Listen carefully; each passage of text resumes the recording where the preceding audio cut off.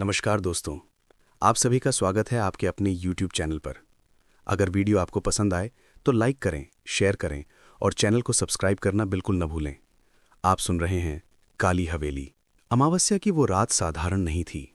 हवा में एक ऐसी भारीपन थी जैसे वो किसी मरे हुए शरीर का बोझ ढो रही हो। शहर के कोलाहल से कोसों दूर ऊबड़ खाबड़ रास्तों और सूखे कंटीले पेड़ों के बीच खड़ी कालिया हवेली किसी आदमखोर राक्षस की तरह मुंह बाएं खड़ी थी। रोहन, जो हमेशा तर्कों और विज्ञान की बातें करता था, आज अपनी ही लगाई शर्त के जाल में फंस चुका था। उसके साथ प्रिया, समीर और मीरा थे। चारों के पास अपनी अपनी टॉर्च थीं, जिनकी रोशनी उस घने स्याह अंधेरे को चीरने में नाकाम साबित हो रही थी। जैसे जैसे वे हवेली की ढहती हुई चहारदीवारी के करीब पहुंचे, सन्नाटा और गहरा होता गया। वो सन्नाटा शांतिपूर्ण नहीं था, बल्कि ऐसा था जैसे कोई अदृश्य शिकारी अपनी सांसें रोककर उनके आने का इंतजार कर रहा हो। हवेली के मुख्य द्वार पर पहुंचते ही एक अजीब सी गंध ने उनका स्वागत किया। ये केवल धूल की गंध नहीं थी, बल्कि इसमें सड़ी हुई मांस और पुरानी नमी का एक ऐसा मिश्रण था जो सीधे दिमाग पर वार करता था। समीर ने जैसे ही हवेली के भारी लकड़ी के दरवाजे को धक्का दिया, एक ऐसी चीखती हुई आवाज गूंजी मानो कोई सदियों से सोई हुई आत्मा जाग गई हो। अंदर कदम रखते ही तापमान अचानक गिर गया। उनकी सांसें धुएं की तरह जमने लगीं। टॉर्च की रोशनी में दीवारों पर टंगी पुरानी तस्वीरें ऐसी लग रही थीं जैसे वो जीवित हों और उनकी आंखों की पुतलियां मेहमानों के साथ साथ घूम रही हों। फर्श पर बिछी धूल की मोटी परत पर उनके जूतों के निशान किसी नए शिकार की गवाही दे रहे थे। अचानक ऊपर की मंजिल से किसी के भारी कदमों की आहट आई, जो धीरे धीरे उनकी ओर बढ़ रही थी। लेकिन जब उन्होंने रोशनी ऊपर की तो वहां केवल मकड़ी के जालों का साम्राज्य था। डर की पहली लहर तब उठी जब मीला ने महसूस किया कि कोई उसके पीछे खड़ा होकर उसके गले पर ठंडी फूंक मार रहा है। उसने झटके से मुड़कर देखा, पर वहां सिवाय एक खाली गलियारे के कुछ न था। अचानक हवेली का मुख्य द्वार, जो अभी खुला था, बिना किसी हवा के झोंके के एक जोरदार धमाके के साथ बंद हो गया। चारों ने मिलकर उसे खोलने की कोशिश की, पर वो पत्थर की तरह जाम हो चुका था। अब वे उस नरक में कैद हो चुके थे। अंधेरे कोनों से अजीबोगरीब फुसफुसाहटें आने लगी थीं, जो किसी अनजानी भाषा में मंत्रोच्चार जैसा लग रहा था।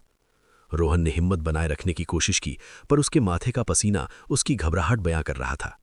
उन्हें एहसास हुआ कि वे यहां अकेले नहीं हैं।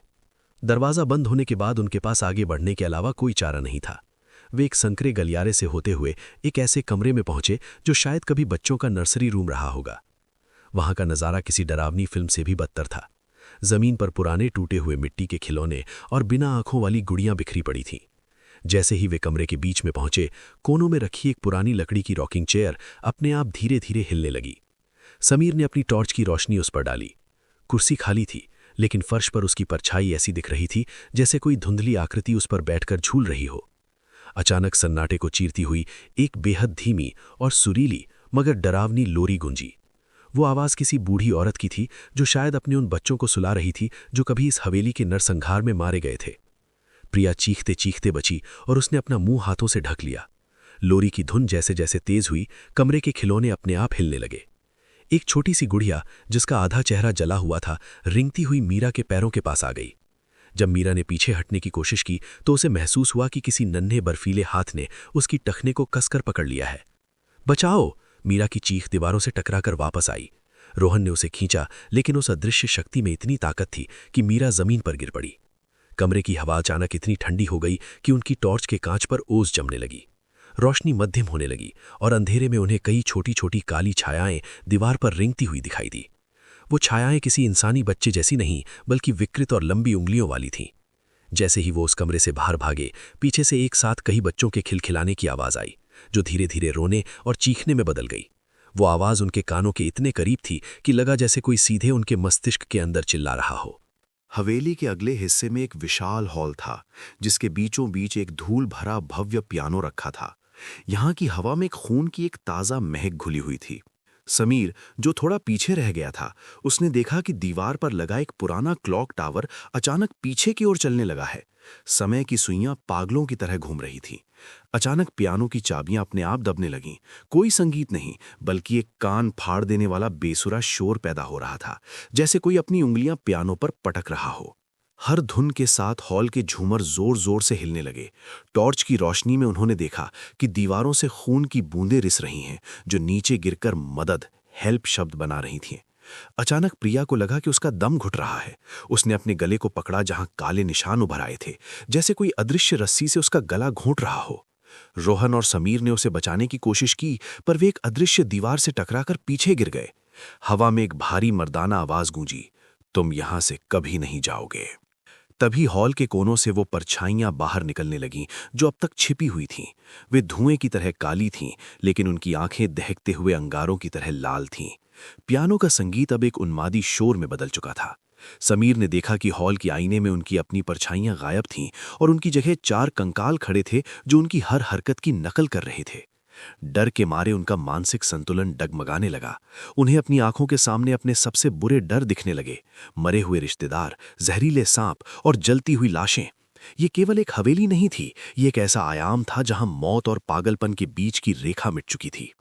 पियानो वाले हॉल से भागकर वे एक सीढ़ी के जरिए ऊपर की मंजिल पर पहुंचे, पर वहां का भूगोल पूरी तरह से बदल चुका था। गलियारा खत्म होने का नाम ही नहीं ले रहा था। वे जिस भी दरवाजे को खोलते, वो उन्हें वापस उसी जगह ले आता जहां से उन्होंने शुरू किया था। वे एक टाइम लूप में फंस चुके थे। दीवारों पर लगी मशालें जो सदियों से बुझी थीं, अपने आप नीली लौ के साथ जल उठीं। रोशनी के सजीव खेल में उनकी अपनी परछाइयां उनसे अलग होकर दीवारों पर स्वतंत्र रूप से चलने लगीं। रोहन ने महसूस किया कि उसका साया दीवार पर हाथ फैलाकर समीर का गला दबाने की कोशिश कर रहा है। असलियत में समीर को भी सांस लेने में दिक्कत होने लगी। हमारी परछाइयां हमें मारना चाहती हैं, रोहन चिल्लाया। उन्होंने अपनी टॉर्च बंद कर दी ताकि परछाइयां गायब हो सकें, पर अंधेरे में वो चीज और भी शक्तिशाली हो गई। अंधेरे में उन्हें महसूस हुआ कि हजारों ठंडे हाथ उनके शरीर को छू रहे हैं, उनके कपड़ों को फाड़ रहे हैं और उन्हें जमीन के अंदर खींचने की कोशिश कर रहे हैं। अचानक एक गलियारे के अंत में उन्हें एक सफेद लिबास में एक औरत खड़ी दिखाई दी। उसके बाल जमीन को छू रहे थे और उसका चेहरा पूरी तरह सपाट था। न आंखें, न नाक, न मुंह। वो हवा में तैरती हुई उनकी ओर बढ़ने लगी। वो जहां जहां से गुजरती वहां की जमीन काली पड़ जाती। उस औरत के गले से एक ऐसी आवाज निकली जो हजारों मरते हुए जानवरों की चीख का मिश्रण थी। समीर ने अपना संतुलन खो दिया और सीढ़ियों से नीचे गिर पड़ा। जब वे उसे उठाने पहुंचे तो उन्होंने देखा कि समीर की आंखों की पुतलियां पूरी तरह सफेद हो चुकी थीं और वो किसी दूसरी भाषा में बड़बड़ा रहा था। उसे छूते ही प्रिया को एक बिजली जैसा झटका लगा। वो कोई शैतानी शक्ति थी जिसने समीर के शरीर पर कब्जा करने की कोशिश की थी। हवेली अब पूरी तरह से जीवंत हो उठी थी। दीवारें धड़क रही थीं जैसे वे किसी विशाल जीव का दिल हों। समीर को होश आया, पर वो बुरी तरह कांप रहा था। वे चारों पागलों की तरह उस मुख्य द्वार की ओर भागे जिसे उन्होंने पहले बंद देखा था। अब वहां कोई दरवाजा नहीं था, बल्कि एक गहरी खाई थी जो सीधे नर्क की ओर दिख रही थी। पीछे मुड़कर देखा तो वो काली शायादार आकृति अब विशाल रूप ले चुकी थी, जिसका सिर छत को छू रहा था।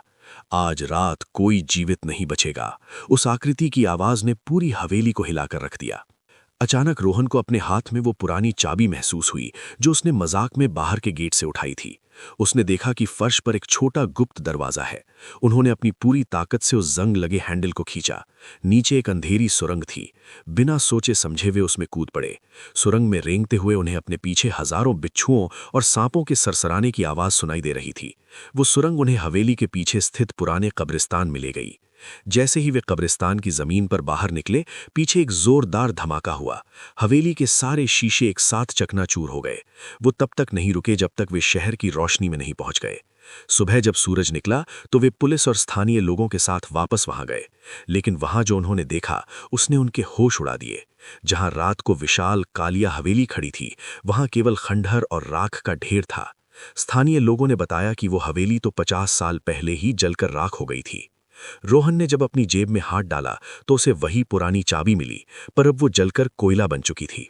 सबसे डरावनी बात यह थी कि जब उन्होंने एक दूसरे की पीठ देखी तो उन चारों के कपड़ों पर खून से उन बच्चों के हाथों के निशान थे जो हवेली के कमरे में मिले थे। वे बच तो गए थे, लेकिन कालिया हवेली का वो डर उनके भीतर हमेशा के लिए बस गया। आज भी जब कभी अमावस्या की रात होती है तो उन्हें अपने कानों में वही धीमी लोरी और पियानो की बेसुरी धुन सुनाई देती है जो उन्हें याद दिलाती है कि उस रात उन्होंने जो देखा वो केवल एक कहानी नहीं थी। दोस्तों, उम्मीद करता हूं कि आज की कहानी आपको अंत तक बांधे रखने में सफल रही होगी। अगर डर की ये दास्तान आपको पसंद आई हो तो लाइक जरूर करें और इसे अपने दोस्तों के साथ साझा करें। ऐसी ही रहस्यमयी और दिल दहला देने वाली कहानियों के लिए चैनल को सब्सक्राइब करना ना भूलें। फिर मिलेंगे एक और कहानी के साथ, लेकिन तब तक सावधान रहिए, अपना और अपने अपनों का ख्याल रखिए। जय हिंद।